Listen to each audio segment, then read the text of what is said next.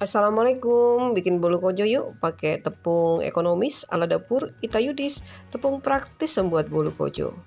Bolu kojo itu ya salah satu varian kue khas Palembang yang warnanya cantik, hijau ya, dengan rasa yang manis dan legit. Cara bikinnya gampang sekali ya, pakai tepung siap saji Itayudis, tepung praktis membuat bolu kojo. Aduk tepung dengan santan dan telur ya, sampai benar-benar tercampur rata. Lalu kita saring. Nah, hasilnya seperti ini. Kita siapkan loyang, oles dengan mentega. Lalu kita isikan adonan ke dalam loyang ya. Siap kita panggang sampai matang.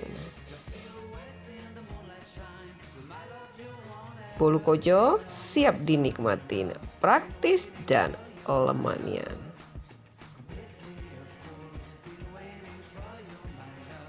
Yang mau order silakan ya, satu bungkus tepung ya untuk membuat satu loyang bolu kojo.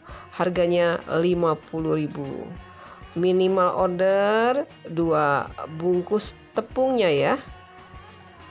Hubungi Itayudis 0813 6770 2798.